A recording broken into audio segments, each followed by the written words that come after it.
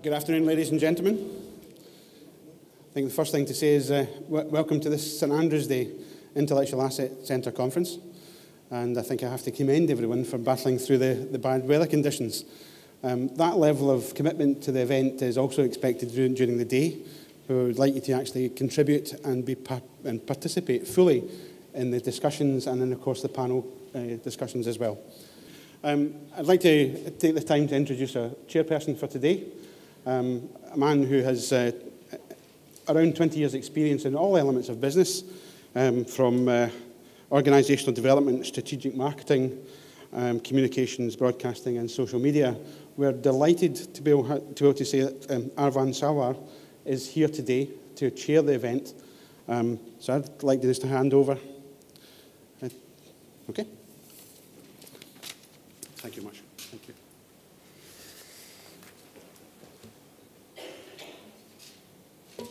Thank you very much, Graham. Welcome. I'd just like to echo Graham's events. Thank you for all being ambitious for Scotland and making it through the snow and the elements today and giving up your afternoon. I hope the heat of discussion and discourse will keep us all warm this afternoon, so you're very much needed, shall I say, to keep this room warm. Ambitious for Scotland takes place today on St Andrew's Day, the patron saint of Scotland.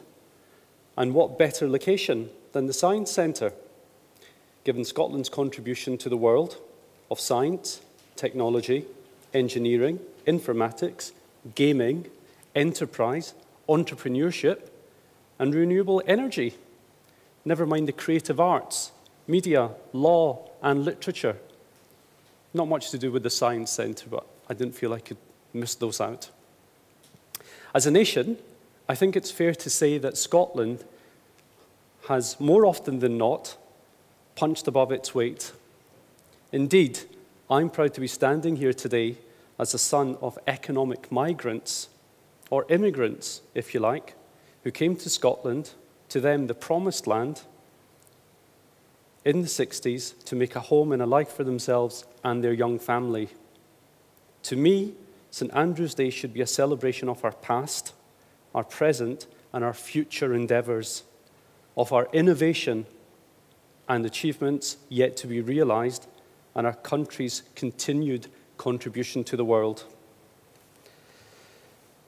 In time-honoured tradition, one of the things I had wanted to do was look up the definition of the word ambition before I got here today, and I hadn't managed to squeeze a couple of minutes to do that. So technology now is wonderful. I have done it, literally in the last few minutes, and from whatever source this is from, ambitious comes from the Old French, from Latin ambitio, or ambitio, which means a going round of candidates, which I take to mean you guys, who have a striving to please, which again I hope applies to all of us in here today. The modern meaning is an earnest desire for some type of achievement or distinction, as power, honour, fame, or wealth, and the willingness to strive for its attainment.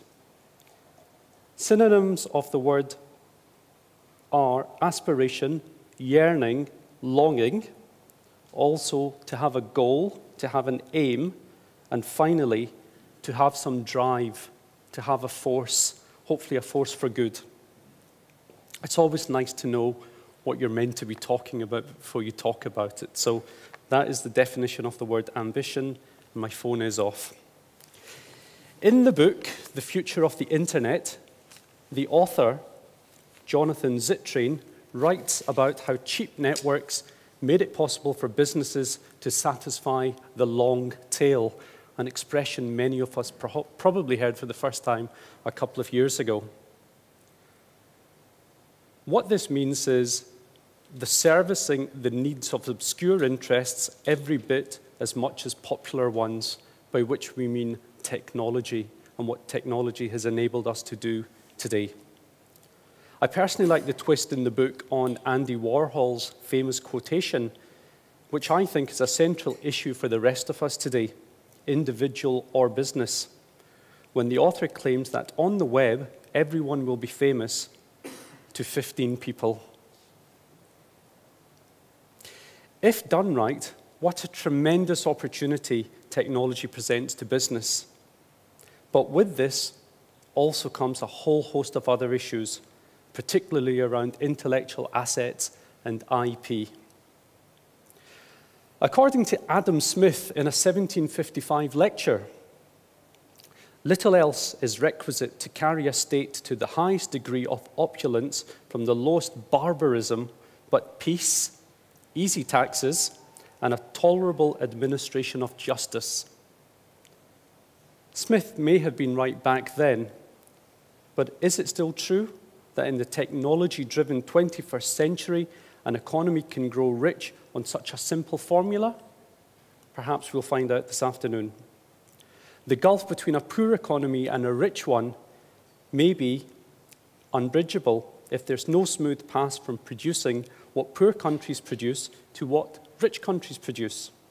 For instance, to move from drilling oil to making silicon chips might require simultaneous investments in education, transport infrastructure, electricity, and many other things. A web retailer such as Amazon needs internet users, but also a reliable post office. The gap may be too far for private enterprise to bridge without some sort of coordinating effort from government. Hopefully today will allow us to decide if Smith's views are still valid 250 years on. As well as the macro picture, today is as much about real issues that all of us are trying to find solutions for every day of our working lives, and quite often our non-working lives. And this applies whether you are trading within Scotland, within the UK, or internationally. Today, we will hear from speakers on how the rules of engagement are changing regularly and rapidly. So I would encourage you all to think about your questions for our panelists a little bit later on. Some of you may be across new research commissioned by the Intellectual Assets Centre, which makes for some compelling reading. The Ambitious for Scotland Omnibus poll highlights some fascinating points, and I am sure both the panelists and you, the audience, will have your own views on this for today's discussion. I'm not going to go into the Omnibus poll in any detail. Both of our panelists will cover this in a bit more depth, but suffice to say, personally, I was surprised that neither Tom Hunter nor Susan Boyle featured in our list. All shall be revealed by the panelists. As to proceedings today, there has been a slight change to the list of speakers. Primarily, Lawrence Smith-Higgins, who heads up the UK Intellectual Property Office and who happens to live in Wales, was, for obvious reasons, the weather, unable to come up here today. So Ian Russell, Chief Executive of the Intellectual Assets Centre, has replaced Lawrence on the panel, but he will cover some of the points that Lawrence would have touched upon today. Prior to that, we have Brian Williamson from Tiger Eye, who is going to talk about what it means to be ambitious for Scotland. From his point of view, I think it's fair to say today is about a discussion. We were chatting earlier on about how 2 minds are better than 1, 4 better than 2. Depends on the minds, but we're hoping the panelists today will say enough just to spark, I'm sure, what are other ideas and thoughts on the part of yourselves, the audience. We mustn't forget that although we are a small nation and we have generally punched above our weight, we cannot neglect our role in an international marketplace. So I'm pleased to say that we will also have a couple of video clips from a global perspective. The panel will also be joined by Ron Marchant, who was the former head of the UK IPO, for a panel debate, and that will lead us into an audience Q&A. And if all goes according to timescales, 2:30, 2:45, Ian Russell will then give us a presentation on 2011 and onwards in terms of the work of the Intellectual Assets Centre and its plans, and how these will be relevant to current and future suppliers within the IA space. And at 3 o'clock, partly given the weather, you will all have either an opportunity to visit the Wallace and Gromit exhibition, which I would thoroughly recommend if you haven't seen it, or make a sharp exit and head back safely before the traffic and the snow sets in again. So please do make the most of this afternoon. Thank you very much again for all your time and interest and participation this afternoon. And I'm pleased to hand over to Brian Williamson. Thank you very much.